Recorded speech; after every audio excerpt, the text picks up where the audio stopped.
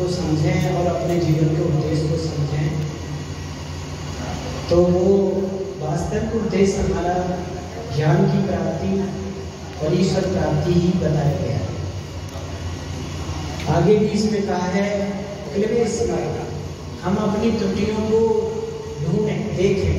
जन्म जन्मांतर से हमारे अंदर कुछ दोष चले आ रहे हैं, काम, क्रोध, लोभ, मोह, मद, मात्सर्य, राग, द्वेष, छल, कपट आदि जो दोष हमने अंतःकरण में भर लिए पिछले जन्मों से और अब के जीवन के पिछले जीवन से, उनको हमें मिटाना, उनको साफ करना, उसके लिए जीवन मिला, उनको धोना, सफाई करनी और कृतज्ञ स्मरण अपने अच्छे बुरे सभी कामों पर दृष्टि रखनी, जागरूक रहना।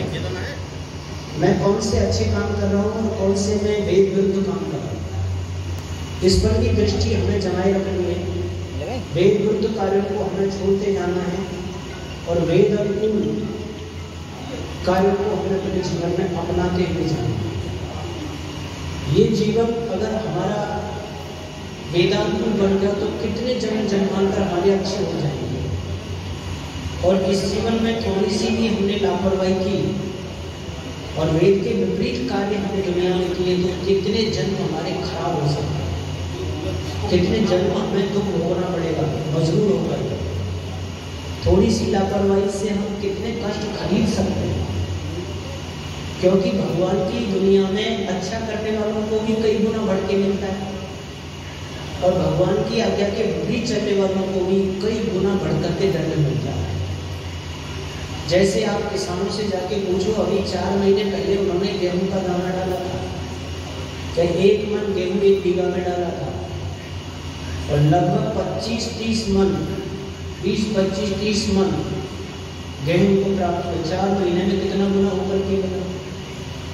ऐसे ही छोटा सा भी अपराध हम करते, गलत क्रिया करते तो उसको कई गुना होकर के हमें दंड मिलता है भगवान की दुनिया में। तो हमें कृतज्ञ स्मरण, वेद मंत्र कह रहा है कि तुम जन्म जन्मांतर के संस्कार वासनाओं को ढो रहे, अच्छी बुरी चिपट रही। बचपन में भी हमें बोध नहीं था और बचपन में कुछ अभ्यास ऐसे बने कि वो हमें अवैधिक कार्य करा दिया। कोई बच्चा चींटी कोई मार देता है और कोई पक्षी को कुछ कर देता है, कोई तोड़ फोड़ कर देता है, कोई और गलत हरकतें कर देता है। बोध नहीं होता, जैसा वो देखने सुनने जाता है वैसा करते जाता है और धीरे धीरे उसके अंदर एक दुष्ट अभ्यास बन जाते हैं और उनसे प्रेरित होकर के फिर वो जीवन में वैसे ही कार्य करने लग जाते हैं। अब उनको हमें मिटाना, डिलीट करना, तो वो भी हम करें। इस जीवन को हम कैसे समझें, तुम्हें एक छोटा सा दृष्टांत देता हूँ है समझाने के लिए। दृष्टांत, एक बार एक राजा था और उस राजा को ये पता चला कि भाई अब मुझे दुनिया से जाना हो सकता है, मेरा समय अंतिम चाहिए। तो उसने एक वसीयत लिखी और वसीयत में लिखा कि भाई मेरी जो मृत्यु होगी और मेरा जब अंतिम संस्कार आप करने जाओगे तो आपको दूसरा राजा चाहिए। तो जो भी अंतिम संस्कार से लौट करके प्रथम व्यक्ति तुम्हें मिले उसको मेरे स्थान पर राजा बना देना और उससे कहना कि तुम 4 वर्ष हमारे राजा रहो। उसके बाद जो ये नदी है, उसके बाद आगे जो बेहद है, भयानक जंगल है, उसमें तुम्हें छोड़ दिया जाएगा।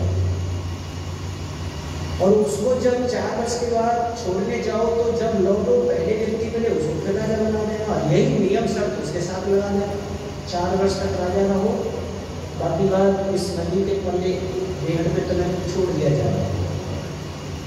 अब उनकी मृत्यु हो गई और वसीयत के अनुसार जब अंतिम संस्कार करके लौट रहे थे, जो व्यक्ति मिला उससे कहा भाई तुम हमारे राजा बनो और 4 वर्ष रहो, 4 वर्ष के बाद तुम्हें इस नदी के पल्ले किनारे बेहद में छोड़ दिया जाएगा।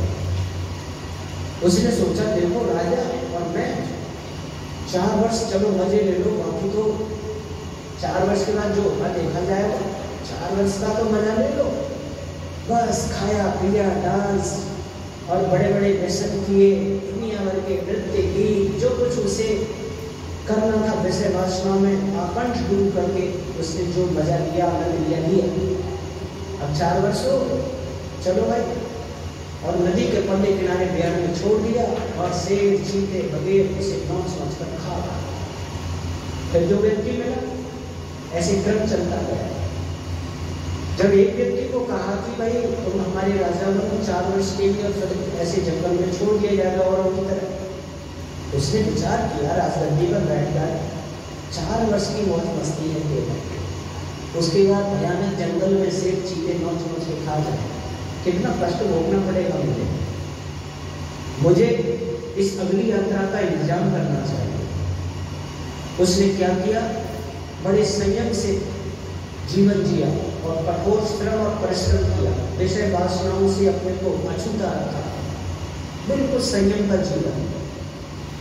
सर्वप्रथम उस नदी पर पुल बनवाया और उसके बाद जो झाड़ झंकार थे उनको कटवाया, साफ किया जंगल, और उसमें अच्छे अच्छे फल और सुगंधी वाले पेड़ पौधे लगाए गए, बढ़िया सुंदर सुंदर भवन बनवा दिए गए, वहां लोगों को बसवा दिया गया। इस नगर से भी 4 वर्ष के अंदर उसने एक सुंदर नगर बना के तैयार किया, रमणीक नगर। और जब उसके 4 वर्ष पूरे हुए तो उसने अपने विद्वत समाज को इकट्ठा किया, मंत्री परिषद को बुलाया, कभी आपकी वसीयत के अनुसार मेरे 4 वर्ष पूरे होते, अब आप मुझे जंगल में छोड़ो, अपना राजा दूसरा चयन करो। तो सभी मंत्री परिषद ने हाथ जोड़ के कहा, महाराज आप जैसा तपस्वी, संयमी, मेहनती, परिश्रमी और कोई राजा मुझे नहीं सकता है। अब तो आप ही हमारे राजा बने रहेंगे, क्योंकि आप तो यहाँ से वहाँ जाओगे, वहाँ और ज़्यादा सुविधा में रहोगे। तो देखो हमारी 4 अवस्थाएं मानी गई, ब्रह्मचर्य, गृहस्थ, वानप्रस्थ, संन्यास। 100 वर्ष की 4 आयु को 4 अवस्थाओं में बांध के ऋषियों ने दिया। इनमें तुम वो कमाई कर लो जो अगली यात्रा सुखदायक हो जाए। केवल इसी जीवन को मान के जो आकर्षक विषय वासना में डूब जाते हैं, वो अपने लिए इतना घाटा कर देते हैं, आप उसका अंदाज नहीं लगा सकते। आप उसका परिमाण नहीं, पहाड़ जैसा कष्ट खरीद लेते हैं। इसीलिए इस आयु में संयम से जीना चाहिए। जो आवश्यक भोजन है, वैदिक शास्त्र, धर्मशास्त्र कहते हैं, वो वही जीवन जियो और अगली यात्रा की तैयारी करो। आगे भी हमें यात्रा करनी है, जाना है, वहां की तैयारी।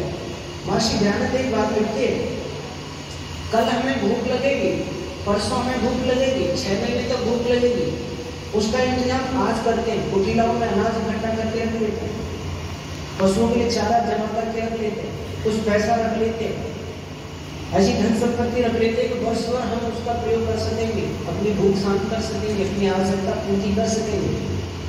जब हम कल परसों 6 महीने साल भर का इंतजाम कर रहे हैं, तो अगले जीवन का भी इंतजाम तो करना ही चाहिए, वो भी हमको ही करना होगा। अगली यात्रा के लिए भी तो कुछ भरोसा इकट्ठा करो, और वो होगा विद्या से, वो होगा ज्ञान से, वो होगा वेद भगवान की वाणी के अनुसार आचरण करने से, वो होगा मेहनत, परिश्रम, पुरुषार्थ करने से, संयम के जीवन जीने से, सदाचारी बन करके इस जीवन का भी सुख मिले और अगली सुखमय यात्रा हमारी हो। ऐसी इंतजाम व्यवस्था हमें आज ही करना चाहिए। तो इस मंत्र के माध्यम से अपने जीवन को सही समझो, उसके उद्देश्य को समझो, उसको पूरा करें। अगली चर्चा सायंकालीन की सभा